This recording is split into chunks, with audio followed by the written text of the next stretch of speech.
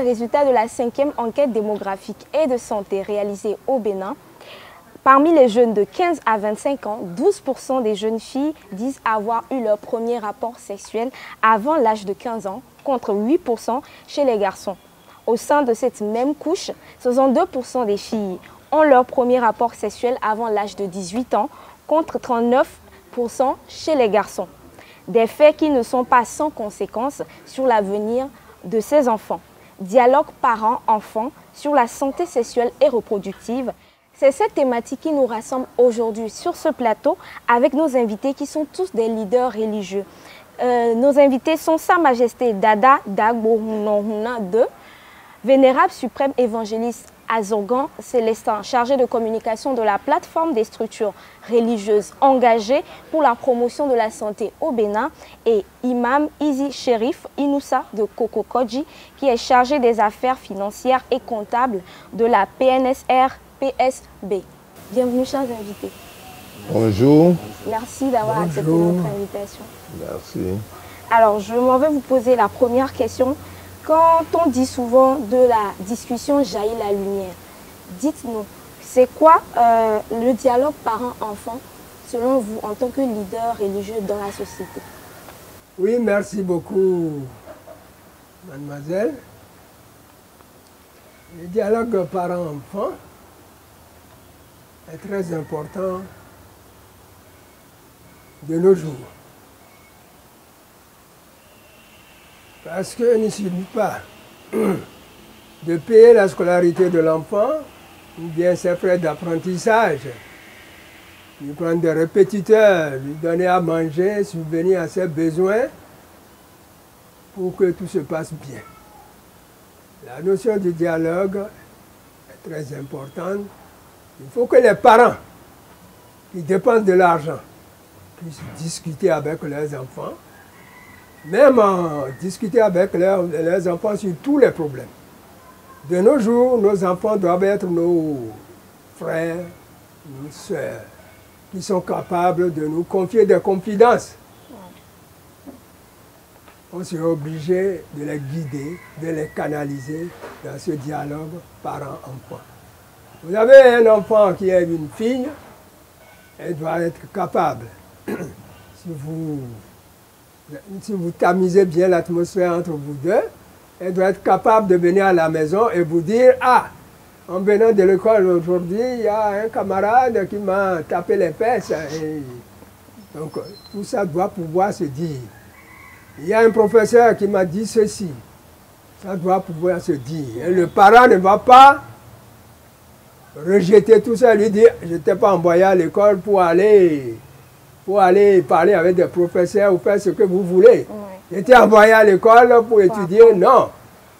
Nous devons gérer tout ça et amener un enfant à connaître la vie et à vivre dans la paix, avec les dans parents, son environnement et avec les parents. Voilà ce que je peux dire pour l'instant. Merci beaucoup, Imam. Je donne la parole au Vénérable. Merci, madame. Et au fait, il a déjà tout dit. De nos jours, si nous prenons par exemple nos rangs de leaders, oui, on peut dire que nous devons écarter nos enfants, alors que ce n'est pas le cas. Donc, nous devons nous-mêmes d'abord nous rapprocher de nos enfants. Parce qu'aujourd'hui, le monde évolue de telle manière que les enfants ne se rapprochent plus des parents. Parce qu'il y a beaucoup de choses qui se passent, soit disant que c'est le développement. Donc nous, aujourd'hui, nous devons nous rapprocher de nos enfants pour échanger avec eux, communiquer avec eux. Sinon, ça veut dire que la base est faussée. Ouais. Alors qu'avant, ce n'était pas ça. Merci. Sa Majesté. L'une des illustrations palpables du dialogue parent-enfant, oui, c'est ça qui s'opère entre nous maintenant. Effectivement. Si on voit ton âge par rapport à nous, oui, c'est un dialogue parent-enfant. Parce que nous voulons parler d'un sujet sensible qui était considéré comme un sujet... tabou peut-être. Non, un sujet que les gens jugeaient, oui, et continuent de juger tabou, tout comme si les parents ne parlaient pas de la sexualité aux enfants. Ouais. Dans certaines familles, vous allez voir que avant d'aller à table, on prie. Oui. Dans certaines familles, il faut citer quelques versets du Coran avant de commencer par manger. Oui. Dans certaines familles, il faut voir que les enfants doivent implorer quelques vaudous, quelques divinités avant de commencer par manger. Nous disons, comme ça se faisait dans le temps, aujourd'hui, le monde a évolué et il faut évoluer avec ça. Ne plus réserver des espaces spécifiques tels que les espaces de palabre. Oui. Ne plus faire ça. Donc, c'est de créer un espace d'échange avec les enfants à la maison sur tous les sujets concernant la vie. Merci beaucoup, Sa Majesté. Alors, la deuxième question, c'est comment faire ce dialogue-là? Puisque chaque enfant est particulier, comment arriver à satisfaire chaque enfant dans sa particularité? Vénérable. Pour satisfaire, d'abord, il faut connaître son enfant. Ok. Chaque enfant, ce n'est pas à l'école où on donne le cours à tout le monde. Même si on donne le cours de la même manière, nous avons les répétiteurs qu'on prend. Oui. Donc, ça veut dire que chaque enfant a son répétiteur. Et nous sommes des répétiteurs pour nos enfants. Donc, nous devons d'abord connaître nos enfants. Ce n'est pas de la manière où tu as éduqué Ayaba que tu dois éduquer Kokou. Donc, il faut connaître d'abord l'enfant, ce qu'il aime, ce qu'il n'aime pas. C'est un moment favorable d'écoute. Okay. Donc, connaître son enfant, connaître son entourage. Et maintenant, s'approcher de chaque enfant ou bien faire venir chaque enfant.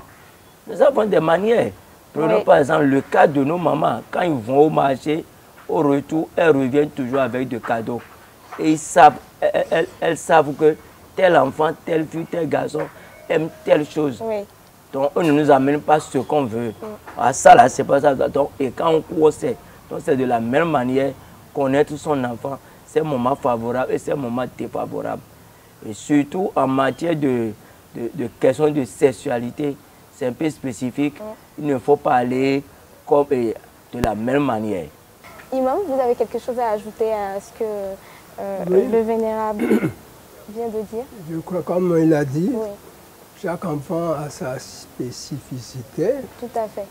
Donc, le diagnostic peut se faire par un exemple, ou bien par une petite histoire que tu racontes à ton enfant et tu lui demandes ce qu'il en pense.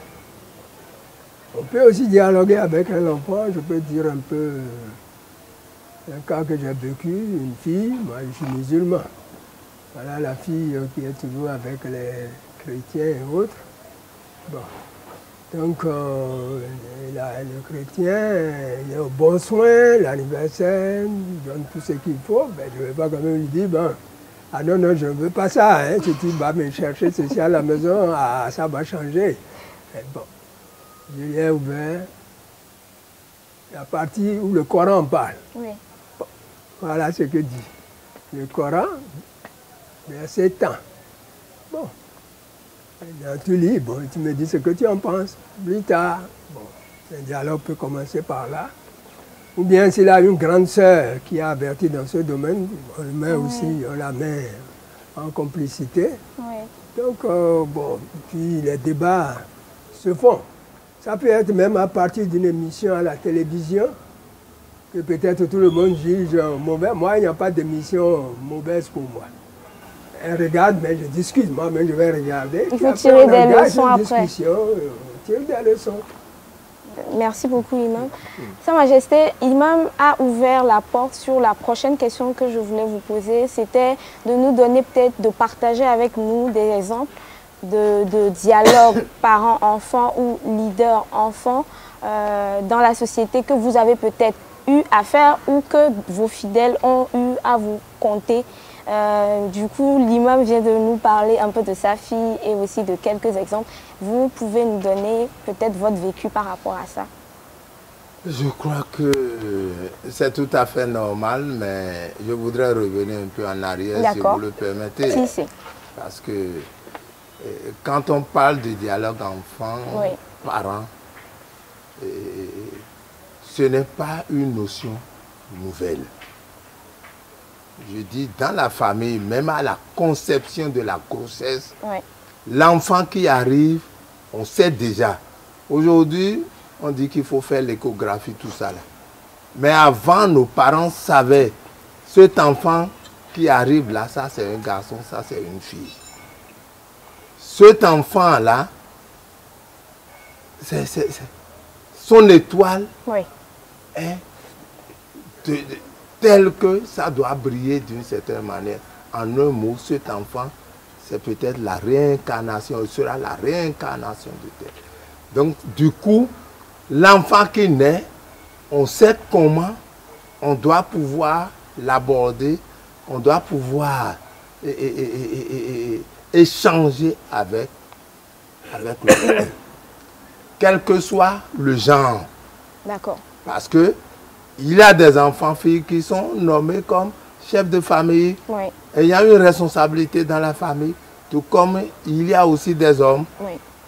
Donc, je dis, nos parents savent comment prendre les enfants. Avant, il y avait ceux qui sont chargés d'éduquer les garçons.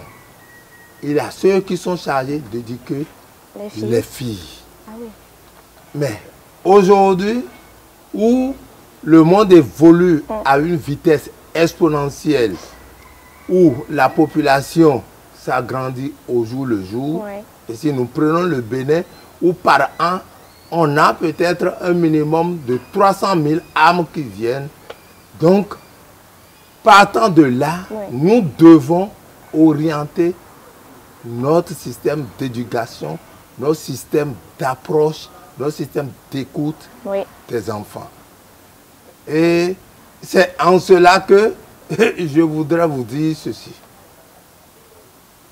Voilà l'un des enfants avec qui les parents échangent bien à la maison. L'enfant qui va à l'école, l'un de ses professeurs commence par l'aborder. L'enfant vient à la maison, rapporte à ses parents, et les parents l'ont surpris en disant, mais l'âge que tu as maintenant t'amène dans une atmosphère où les parents, non, où les garçons doivent commencer par s'intéresser à toi. C'est tout à fait logique et c'est ton droit. L'enfant va et de jour en jour rapporte ce que dit le professeur. Un jour, le professeur lui a dit, maintenant je voudrais que tu me visites à la maison, tu viens à la maison, nous allons rester un peu ensemble. L'enfant dit oui, ce n'est pas grave. Elle vient à la maison, elle rapporte aux parents. Les parents disent, mais c'est tout à fait normal. Si la personne a quelques élans d'attraction vers toi, c'est parce que tu te trouves d'une certaine manière. Mais ce que tu vas lui dire, dis-lui de venir à la maison. Bon, l'enfant est parti rapporter au professeur. Et cette nuit-là, le professeur a pris tous ses bagages pour fuir la localité. Ah oui. À vous de deviner. Il n'avait pas de bonnes intentions. La suite. Oui. Il dit, voilà pourquoi on fait appel aujourd'hui aux leaders religieux, toutes tendances réunies. Oui. Leaders religieux, leaders traditionnels, communicateurs traditionnels, parce que on sent que la population tout entière est disséminée dans ces trois branches. religieuses. Oui. Et ceux qui sont dans chacune de ces branches religieuses écoutent mieux, écoutent davantage ce qui se dit là-bas que ce qui se dit ailleurs. Donc partant de là, alors que nous voulons que nos couvents, nos églises, nos palais, nos mosquées soient véritablement animés. C'est ça notre objectif. Mais pour que ça soit bien animé, les gens doivent être en bonne santé. Oui. Et considérant que l'enfant est la relève de demain, nous nous intéressons aux enfants pour qu'ils arrivent. Et nous avions commencé cette expérience, nous l'avions mis en application au nord. Au nord, et tout récemment, dans le courant de ce mois, nous l'avions mis aussi en application à Commencer. D'accord. Quand nous prenons un leader religieux, un parent, parce qu'il y a les parents qui sont invités, les jeunes qui sont invités, les jeunes toutes tendances confondues, que ce soit des apprentis, que ce soit des élèves, que ça soit les étudiants. Donc, et entre deux grandes personnes, leaders religieux ou parents simples, on place un enfant. Pour montrer que c'est ce qui doit se faire quand même à la maison. Ce n'est pas seulement aller à table, manger. Parce qu'on a dit, dès lors que l'enfant paraît, le chef de famille applaudit à grands cris. C'est ça, non? C'est notre joie. Oui. Nous avions fait l'enfant. Mais comment avons-nous fait cet enfant? C'est parce que nous nous sommes donnés, nous avions couru, nous avions longé les murs, que ce soit la nuit ou le jour, pour dire, voilà, je t'aime, viens avec moi. Je t'ai arraché de ta famille, je t'ai amené dans ma famille, et nous faisons d'enfants. Pourquoi ne pas aimer cet enfant? Pourquoi ne pas donner les bonnes leçons de la vie à cet enfant? C'est ça que beaucoup n'ont pas compris. Mais aujourd'hui, le constat est clair que ces enfants qui passent peu de temps à la maison sont davantage écoutés, sont davantage éduqués par la rue, par les réseaux sociaux, par la télévision, tout ce qui se passe, tel que les feuilletons et autres sur les télévisions. Bon, nous devons être aussi à la page. D'accord. Mais il y a des pays qui ont refusé que ces genres de feuilletons ne passent pas. Un certain nombre de choses ne passent pas. Donc, mais ici, nous sommes le Bénin est un pays particulier. Un pays d'hospitalité. Un pays d'éducation. Un pays où les enfants sont chers à nous. Et nous n'hésitons pas à mettre un enfant à un pot de responsabilité. Donc nous sommes tenus de les éduquer. Et c'est quelques exemples qui ont été donnés. Il y en a d'autres. Hein. Si on commence par citer, on va terminer toute la journée ici. Au-delà de la discussion et de la compréhension qu'on peut installer ou instaurer entre parents et enfants ou leaders religieux et les enfants de la communauté concernée par ce leader-là, quelles sont d'autres astuces que vous pouvez donner aux parents pour instaurer cette confiance entre leurs enfants et eux? Parce que certains parents font tous les efforts du monde, mais ils n'arrivent pas à trouver le bon bout pour tisser le fil après. Non, vous savez, l'évolution, l'éducation sont relatives au temps et à l'espace. D'accord. Dans ce pays, nous avions vu, ou dans un passé récent, on a dit, pour les enfants, à l'école, même si elle tombe en état de grossesse à l'école. Oui. Peu importe l'auteur. Mais aujourd'hui, si le professeur arrive à grossir une élève, vous savez le sort qui lui est réservé. Oui. Si un élève arrive à grossir une élève, vous savez le sort qui est réservé. Oui. Donc, il faut se conformer, au temps et à l'espace. Donc, c'est vous dire que il n'y a pas un modèle fixe. Standard pour tout le monde. Oui, pour tout le monde. Et il a dit, cet enfant-là aime qu'on crie sur lui avant qu'il ne comprenne. Oui, cet enfant n'a pas besoin d'avoir des cris sur lui avant qu'il... Donc, c'est à vous. Il faut décerner la particularité de chaque enfant. L'Africain en général et le Béninois en particulier, c'est que cet enfant-là, c'est de cette manière que nous allons l'éduquer. Et l'éduquer de cette manière doit pouvoir contribuer au développement du pays.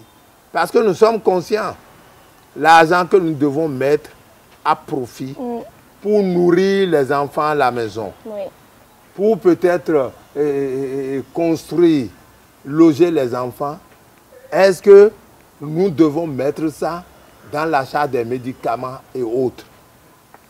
De même que le pays.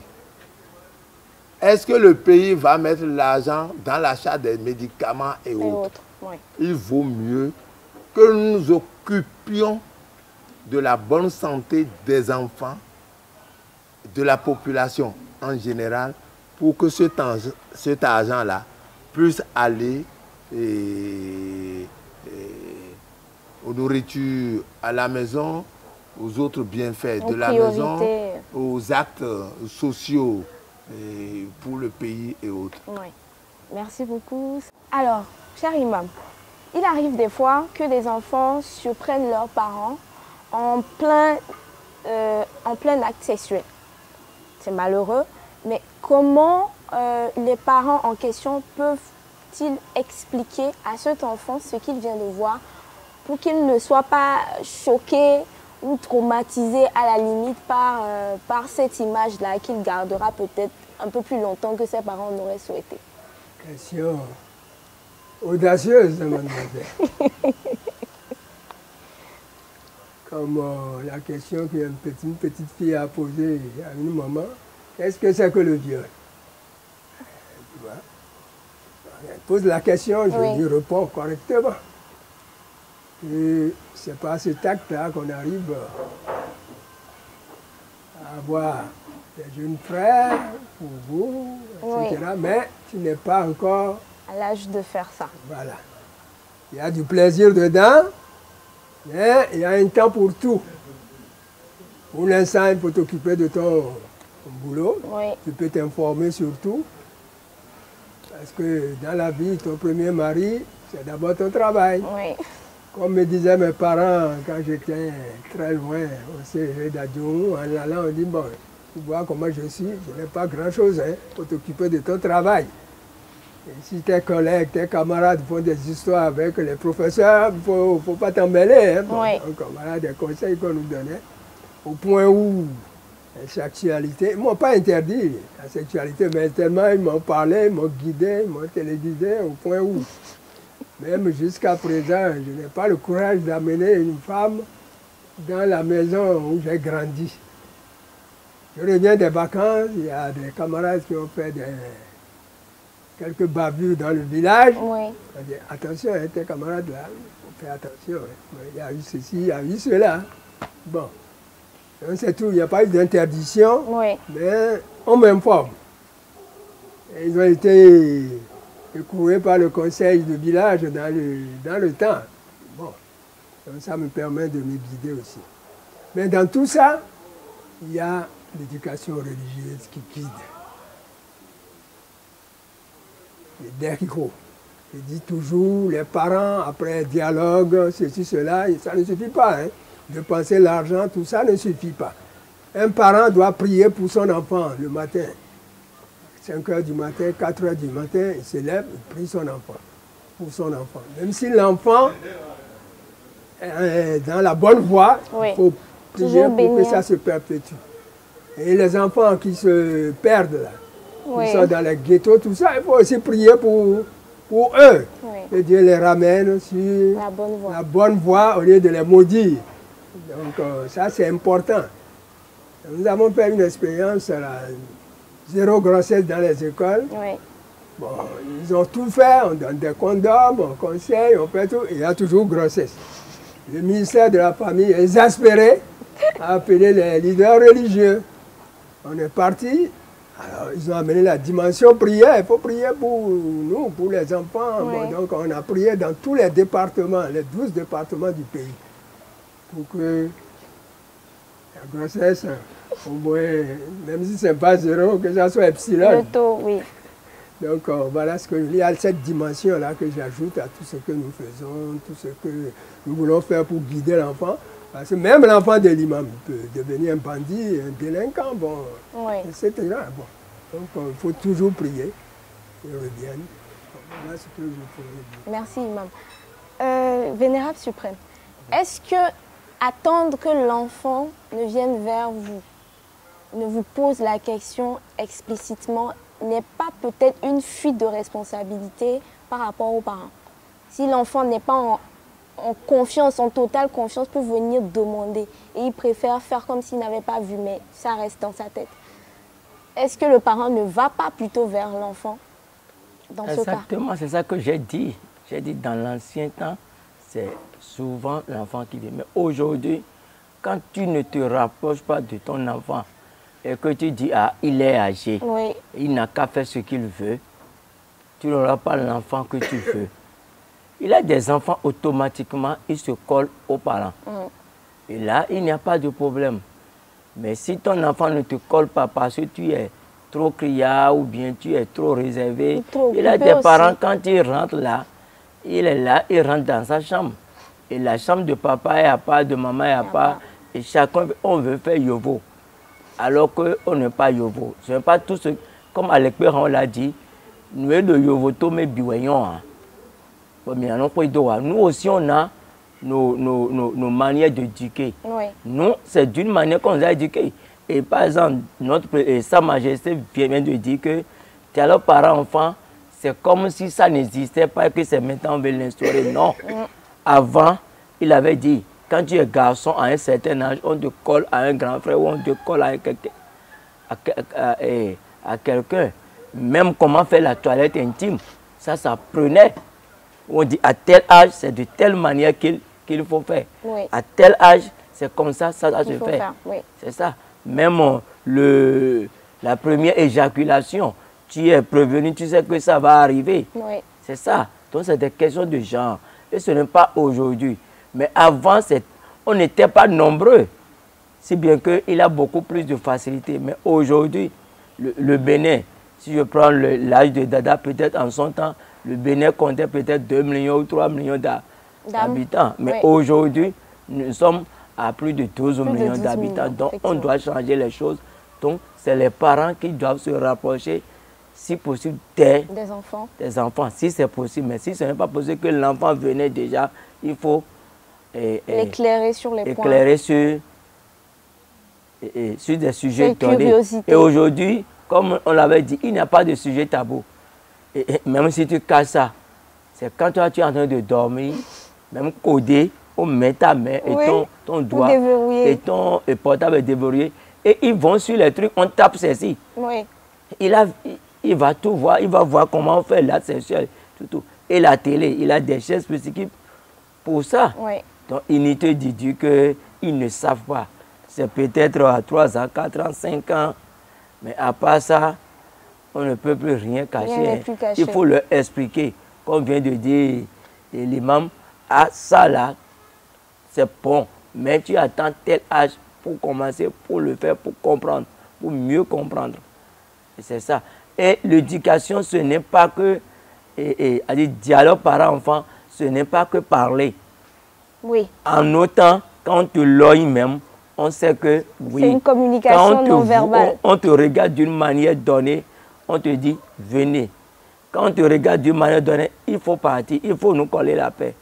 Donc, ce n'est pas seulement le verbal, mais il y a aussi le gestuel, tout ça là, qu'il faut en tenir compte. C'est ça. Merci beaucoup, Vénérable Suprême. Sa Majesté, vous voulez rajouter quelque chose sur cette question précisément? Pour rajouter quelque chose, ce n'est pas une question audacieuse. Non, c'est une question qui se trouve dans le bon sens. Élevons-nous des animaux à la maison. Oui. Si je prends le cas des coqs, des poules, les chats, des cabris et autres, des chiens, allons-y. Est-ce que nous ne voyons pas, est-ce que les enfants ne voient pas un chien monter sur une chienne, un coq monter sur une poule? Tout à fait. Un cabri monté sur... C'est déjà là une question d'éducation. Parce qu'il y a des enfants qui sont curieux et qui posent la question. Oui. Et vous êtes en mesure de le leur dire. Voilà, je vais vous dire ceci. Vous savez qu'à un moment donné, je ne sais pas si c'est déjà à l'extase, mais les femmes donnent... Bon, décrire, bon, comment on peut juger, vous devez le savoir. Mais la femme dit, Asou Wabonou, Asou Wabonou, Asou Wabonou. Mais le petit enfant est là et a entendu. Parce que c'est la question que tu as posée. Oui. Bon, maintenant le jour arrive, l'enfant en s'amusant avec les autres. Oui. Commence par sortir, bon, cette expression. Oui. Bon, les parents n'ont rien dit. Ils l'ont laissé jusqu'au moment où cet enfant a commencé l'école primaire. Et c'est après qu'on lui a rappelé ça que tu as dit ceci en ce moment. Ce que tu avais dit, c'est l'expression de l'amour de la femme à son homme, à son mari. D'accord. Oui. Et je voudrais te dire ceci. On dit, voilà que tu te laves. Tu es à la douche. L'enfant vient te voir. Ça peut être une fille comme un garçon. Si c'est une fille, l'enfant te dit, mais ce que je vois entre tes deux jambes là, moi je n'ai pas ça. Oui. Ce que tu as là, ça, c'est effilé. Mais moi j'ai... Mais pourquoi? Oui. Tu vas lui cacher ça? On ne cache pas. Ne pas. Oui. On dit. Et que c'est ça qui permet d'avoir des enfants par la suite. Et il faut avoir les mots pour le dire. Et c'est ça que j'ai rappelé tout à l'heure pour dire que l'éducation est adaptée à l'âge, à la période. À l'âge et à la période. Vous ne pouvez pas me dire qu'un enfant qui est au cours primaire, on va le mettre à composer pour le BPC, ni pour le bac. Non. Donc, on adapte l'éducation à l'âge et aux circonstances. Merci beaucoup, Sa Majesté. Alors, nous parlons depuis de dialogue parents-enfants, en supposant que les parents savent déjà qu'est-ce qu'il faut dire aux enfants dans une situation donnée ou pas. Mais à quelle source ces parents-là doivent aller s'abreuver pour venir donner les bonnes informations, parce qu'il n'y a pas de mode d'emploi pour devenir parent? Comment il faut que ces parents arrivent à trouver les bons mots, les bonnes informations à donner à leurs enfants quand les situations se posent? Vénérable? Bon, cette question m'amène à la parenté responsable. Qui veut n'est pas papa, qui veut n'est pas maman. Avant de devenir papa, il y a des étapes. Oui. Si tu brûles des étapes, quelle éducation tu veux donner à tes enfants demain? Oui. Donc c'est ça. Donc c'est aujourd'hui qu'on dit j'ai déjà 18 ans. Et c'est, vous m'excusez, hein, c'est à l'Occident qu'on dit il a déjà l'âge majeur, oui. Il est écarté des parents. Non, c'est nous on dit c'est-à-dire que quel que soit ton âge, devant tes parents, tu es toujours petit. Et quand on dit petit, ce n'est pas par rapport à ton âge, mais c'est par rapport à l'éducation. Toujours leur enfant. Leur enfant, oui. C'est mon enfant. Donc, je dois toujours continuer de l'éduquer jusqu'à ma mort. Oui. Et c'est ça le problème. Donc, il faut d'abord être responsable avant d'aller, de s'engager. Donc, si tu n'es pas responsable, tu ne peux pas. Et même, ce n'est pas seulement le fait d'avoir de femmes, d'être marié, d'avoir de mari, que ça veut dire que tu es déjà mature, que tu connais responsable. Tout. Ça prend. Et prenons dans nos églises, dans nos couvents, dans nos mosquées. Mais pourquoi on dit il y a l'homélie? Pourquoi on dit la prédication? C'est ça. Donc ça veut dire que même dans l'église, est-ce que moi je peux dire que je connais tout? Il a des versets que je n'ai jamais entendus alors que je fouille tout le temps la Bible. Ça veut dire que je cours aussi pour... Imam, vous avez quelque chose à ajouter? Ce que j'ajouterai, c'est que ce que nous faisons dans les couvents, dans les églises, dans les mosquées, participe aussi en même temps à un dialogue parents-enfants. On aurait souhaité que les parents même s'y mettent, oui. Quelle que soit leur occupation, quel que soit leur niveau social.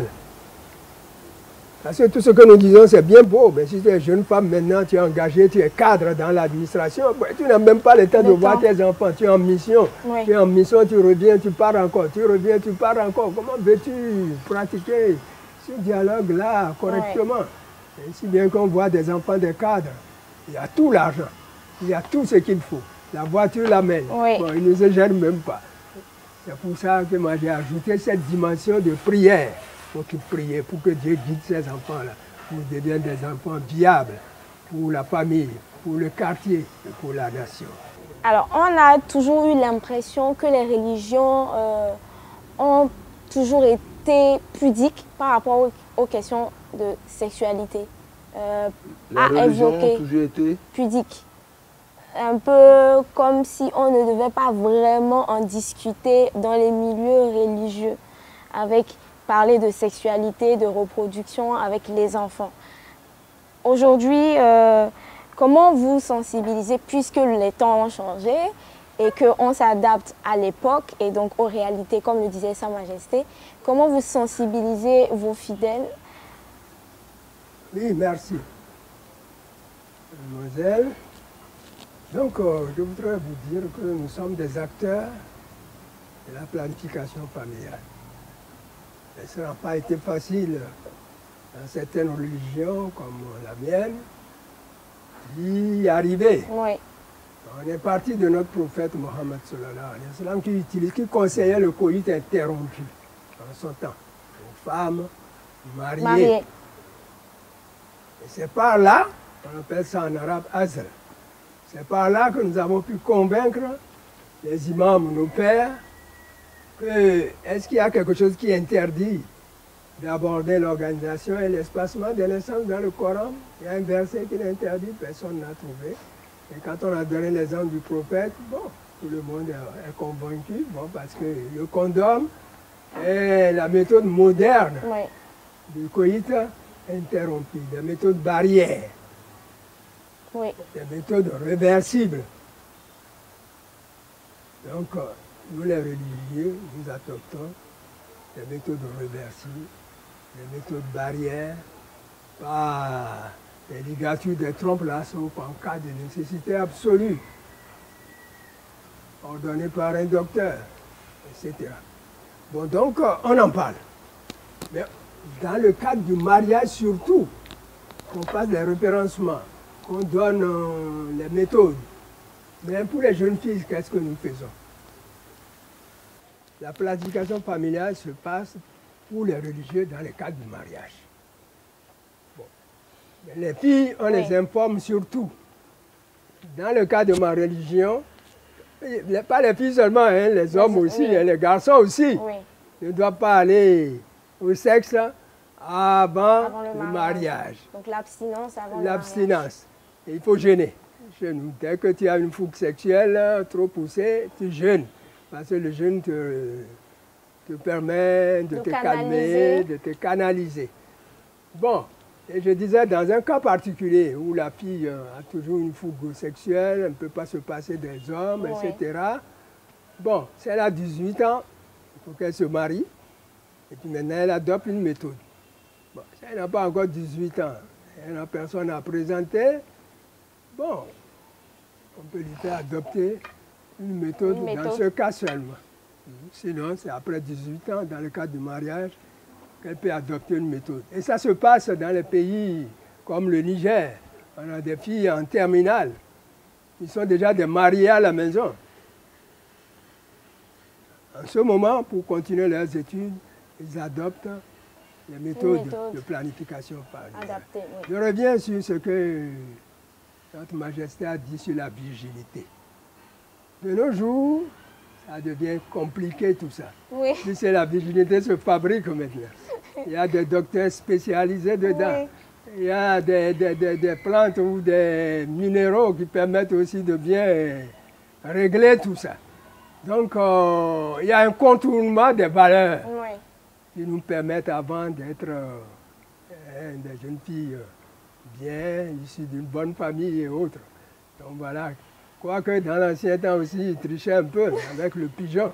Bon, mais enfin, c'était des valeurs, des normes établies qui permettent de canaliser les enfants parce qu'ils ont la crainte, je ne vais pas déshonorer ma famille. Oui.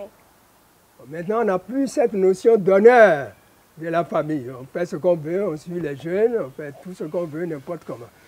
Donc le Seigneur guide nos enfants, il les canalise et qui nous permettent aussi d'être des parents responsables, que nos enfants ne soient pas des enfants d'autrui.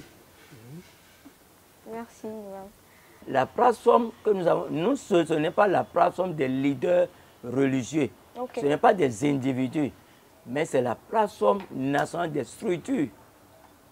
Vous voyez un peu, en matière de santé. Oui. Et ça veut dire que nous avons, en dehors des je suis ici maintenant en tant que chrétien céleste, mais j'ai ma structure qui s'appelle Shalom City. Dada a sa structure qu'on appelle Elosi. L'imam a sa structure qu'on appelle Collège des imams. Il y a aussi les catholiques qui ont les structures, les protestants. Et nous sommes tous réunis là. Et là, ce n'est pas seulement moi, mais c'est ma structure. Et quand tu prends une structure au niveau de notre plateforme, ça veut dire que c'est des milliers de personnes que vous avez touchées. Et non seulement sur le plan national, nous sommes aussi au niveau décentralisé, au niveau départemental. Donc nous avons des structures au niveau départemental, au niveau communal, qui travaillent. Et ça descend jusqu'au couvent, ça descend jusqu'aux mosquées des quartiers, ça descend jusqu'aux paroisses. Parce que la plus forte raison, les relais communautaires que nous avons eu à former, c'est au sein des paroisses, c'est au sein des couvents, c'est au sein des mosquées. Donc le travail ne se fait pas seulement en haut, ni à l'intermédiaire, mais jusqu'à la base. C'est décentralisé. C'est décentralisé juste à la communauté, juste à la base. Et nous ne intervenons pas seulement au niveau de la planification familiale, mais il y a les violences basées sur le genre. Il y a la sécurité, les questions de sécurité qui sont d'actualité maintenant et la paix. Oui. Parce que tout ce qu'on dit là, sans la paix, pas possible sans il n'y a pas le développement. Donc je laisse Sa Majesté pour compléter. Non, allez-y. Je voudrais compléter. Non, allez-y. Sa Majesté, il faut y aller. Le vénérable a tout dit. Bon, seulement qu'il a oublié la dimension internationale de notre plateforme. Bon, je ne veux pas dire que régionale, parce que nous sommes dans l'alliance régionale des religieux de l'Afrique de l'Ouest et nous travaillons ensemble. Nous participons à des colloques, partenariat de Ouagadougou. Moi qui suis ici, j'étais allé au partenariat, je suis allé à Abidjan pour être master coach, au Sénégal pour voir culture et dividendes démographiques. Donc tout ça, c'est à l'actif de la plateforme. Donc on nous sollicite. l'UNFPA, Oui. qui encore. Bon, on a parlé de notre gros bailleur qui est l'ambassade des Pays-Bas par la technicité de la BMS. Oui. PSI, quoi. On fait beaucoup de choses ensemble. Bon, on est invité tout dernièrement encore pour l'avortement sécurisé. Bon, donc, on nous sollicite dans tout. Ils ont compris maintenant la valeur des leaders religieux engagés. Merci. Voilà, merci. Sa Majesté, quels sont les résultats de la plateforme dont nous parlons actuellement? Je voudrais revenir un peu en arrière. Oui. Donc, cette expérience a commencé à partir de ce qu'on appelle les leaders religieux s'engagent. Du fait du constat fait qui est que la population est mieux écoutée par les leaders religieux. Oui. On a commencé de 2013 à 2016 et les résultats sont concluants, probants. Et c'est là où les bailleurs de fonds, à savoir l'ambassade du Royaume des Pays-Bas, Oui. l'UNSP est techniquement appuyé par la BMS en collaboration, non, sous l'autorité du ministère de la Santé. La plateforme a été mise sur pied un 31 janvier 2017. Et tu sais, nous sommes dans un pays de loi, de droit aujourd'hui. Oui. Il ne suffit pas de se regrouper pour dire nous sommes une association, mais il suffit d'avoir les tests légaux qu'il faut, à savoir les statuts et règlements intérieurs, notamment ces deux-là, pour être reconnus par le ministère de l'Intérieur et être enregistrés au journal officiel. Tout ça là a été fait. Donc, mais c'est les trois grandes religions officiellement reconnues par le Bénin, à savoir les religions traditionnelles, les religions chrétiennes et les religions musulmanes, qui en leur sein ont des structures bien déterminées qui sont membres de la plateforme. Et c'est pourquoi on dit plateforme nationale des structures religieuses. Si on doit aller en profondeur pour décompter, c'est des milliers. Et comme il a dit, oui. Et il ne faut pas rester seulement au haut pour dire ça va marcher. Parce que c'est des gens qui vont faire le travail. Et l'expérience que nous avions eue quand nous étions en train de travailler individuellement, font que nous avons des relais au niveau communautaire, des pères éducateurs, des dignitaires éducateurs qui suivaient les gens à la base. Donc, ce n'est pas seulement au niveau national où il faut se déplacer pour aller dans telle religion, alors que nous sommes aujourd'hui plus de 12 millions de gens. Nous venons même d'installer dans le courant de ce mois 2 structures départementales de la plateforme, à savoir celle du Borgou et celle de la Takora. Et nous savons que au niveau des femmes, on doit atteindre 20% pour le taux de prévalence contraceptive en 2026. Donc, nous contribuons à ça. Mais par rapport aux jeunes de 15 à 19 ans, les jeunes qui disent, ils nous ont dit ça, hein, sommes-nous des panthères ou des lions pour chercher à boire du sang? Parce que on veut perdre sa virginité à un moment donné, tout simplement. Allons-y au sexe. Donc, par rapport à ces jeunes, qui sont, le pourcentage étant de 5,6 aujourd'hui, on voudrait atteindre 10% en 2026. Et par rapport aux jeunes de 20 à 24 ans, c'est de 12,4% à 20% en 2026. Non seulement ça, au niveau de la plateforme, parce que c'est les chiffres au niveau national, ça. Au niveau de la plateforme, nous pouvons vous dire par rapport au dialogue interreligieux que nous avions mené des actions dans ce sens et nous avions fait plus de 200 jeunes dans le dialogue interreligieux.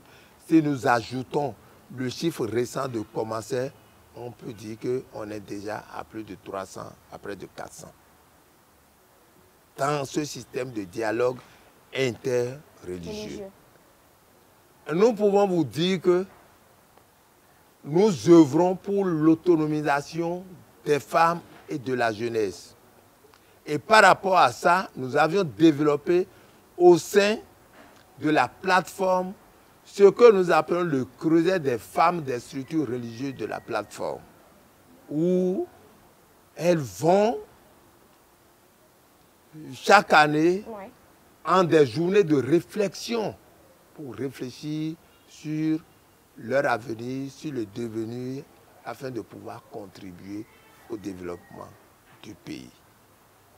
On a fait l'expérience avec plus de 50 femmes, mais nous devons aller encore avant la fin de cette année, tenir 1 ou 2 journées de réflexion de ces femmes, parce que cela se doit.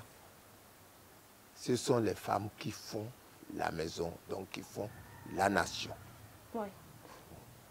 Mais par rapport au nombre des hommes sensibilisés, nous pouvons vous dire que nous avons, jusqu'en 2021, 51 480 sensibilisés.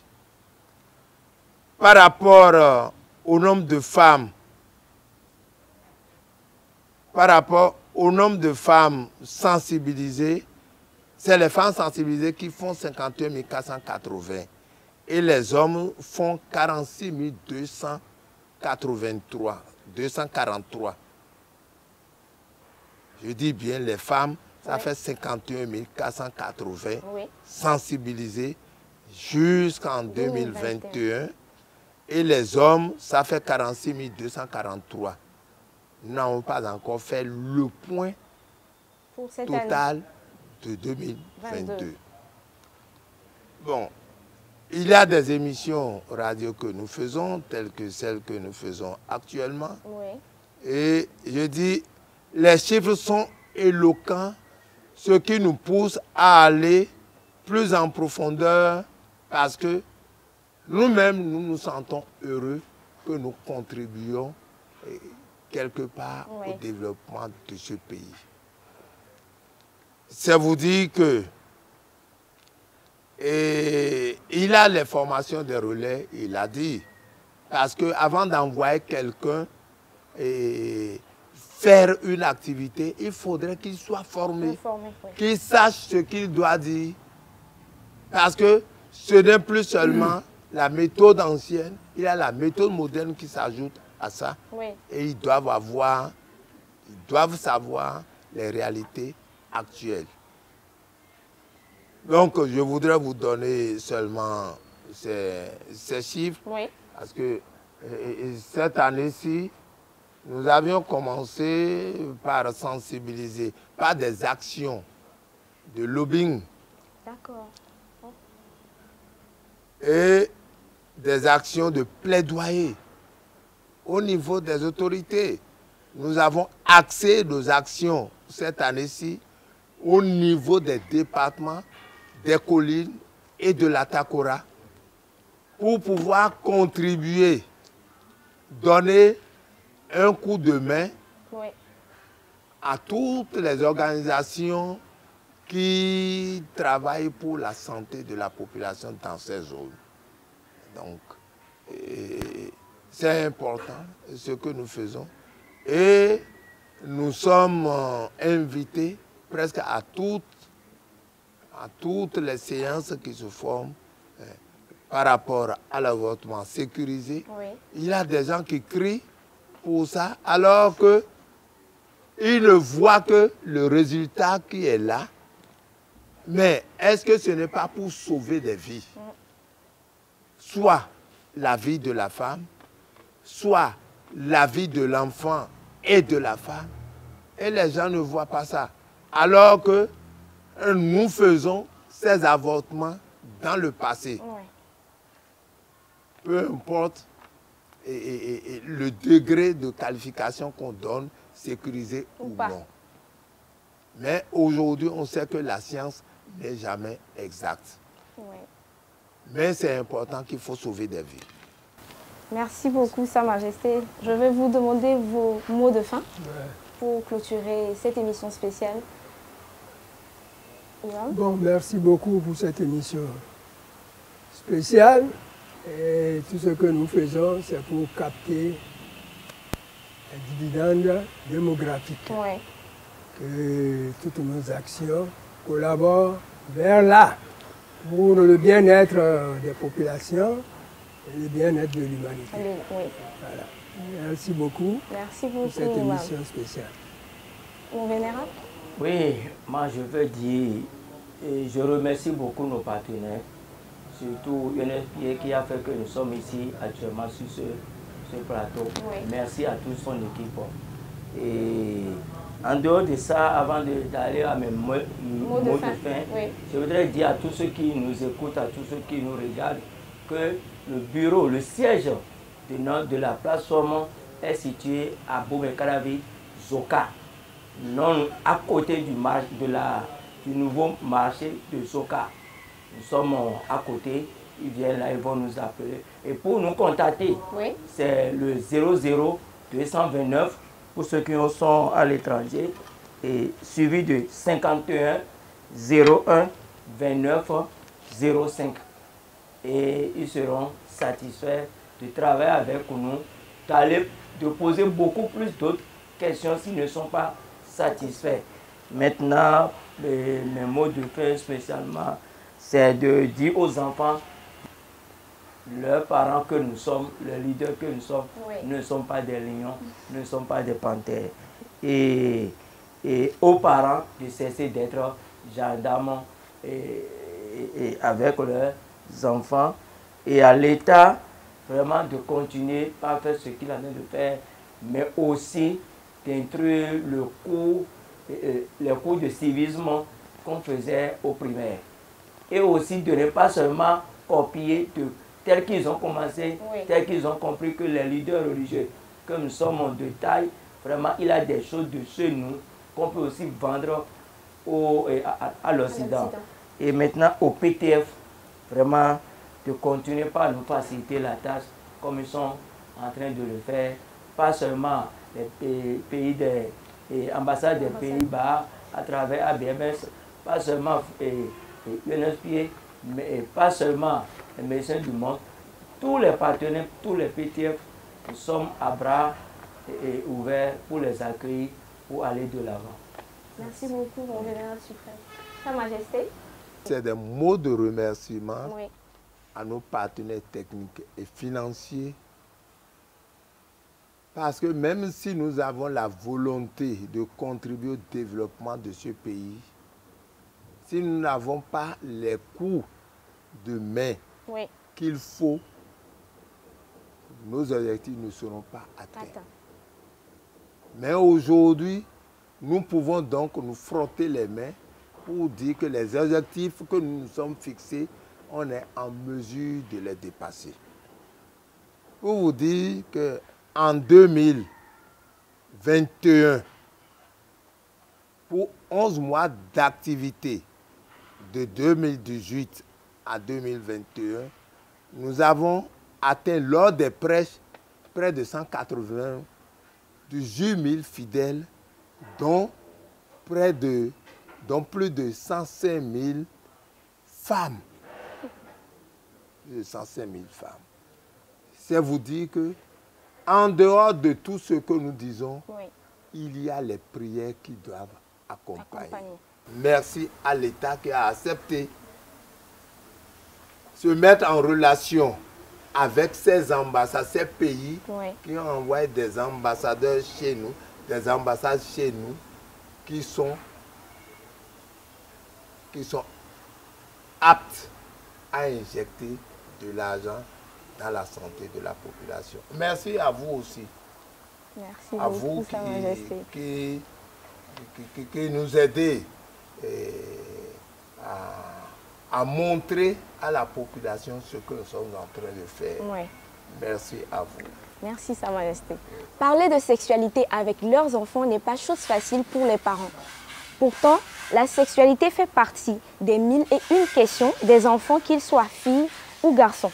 Les discussions sur la sexualité devraient être partie intégrante de l'éducation des enfants. L'inexistence ou l'insuffisance du dialogue parent-enfant ne doit pas être une règle. Toutes les consciences sont interpellées pour un dialogue parent-enfant fructueux, gage d'un mieux-être social. Madame, monsieur, ce sera tout pour cette émission spéciale. À la prochaine.